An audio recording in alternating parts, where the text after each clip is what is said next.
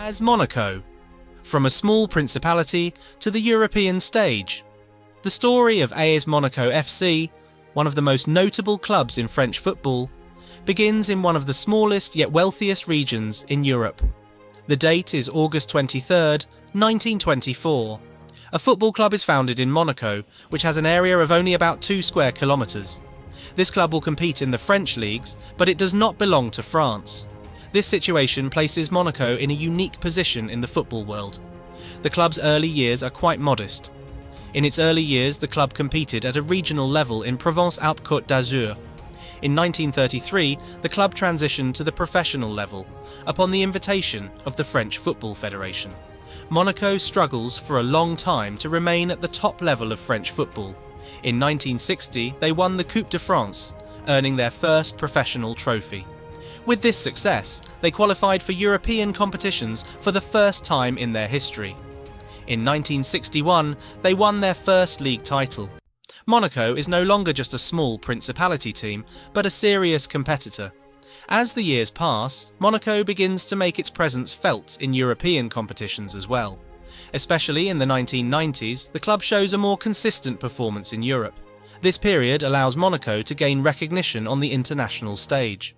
AS Monaco FC achieves its first major success in its history by reaching the final of the UEFA Cup Winners' Cup under the management of Arsène Wenger. However, the most unforgettable period in the club's history occurs in the early 2000s. In 2004, Monaco makes a major breakthrough in the UEFA Champions League. They do not start the tournament as favourites. In fact, many people think Monaco will be eliminated early. However, things develop differently on the pitch. Monaco eliminates some of Europe's strongest clubs such as Real Madrid and Chelsea FC and reaches the final. This achievement is considered the greatest European success in the club's history. Although they do not win the trophy in the final, Monaco earns the respect of the entire football world. The stadium where Monaco plays its matches, Stade Louis II, is not just a football field, but also a structure that is quite special in terms of engineering and architecture. In 1936, Prince Louis II of Monaco assigned Jean-Baptiste Pasteur and his company J.B. Pasteur and Fils to build the country's first football stadium. The stadium was completed in 1939 with a capacity of 13,000. The decision to build a new sports complex in Monaco dates back to 1979. Prince Rainier III decided to establish a sports area in the Fontvieille district. The prince commissioned Parisian architects to build the complex. Work began in May 1981 and was completed in 1984. The complex required 120,000 cubic meters of concrete, 9,000 tons of iron, and 2,000 tons of steel.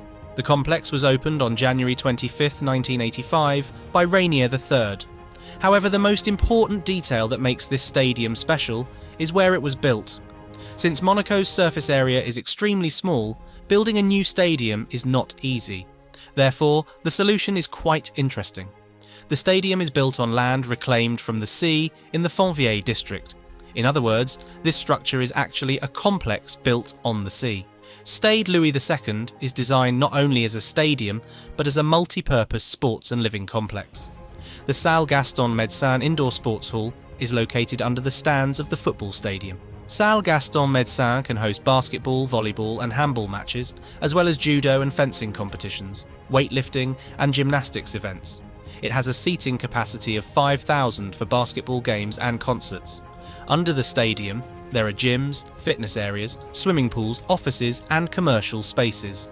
One of the most striking architectural elements is the giant concrete arches located behind the stadium. These arches both support the structure and give the stadium an iconic appearance. With the night lighting, these arches have become one of the most recognisable symbols of Monaco.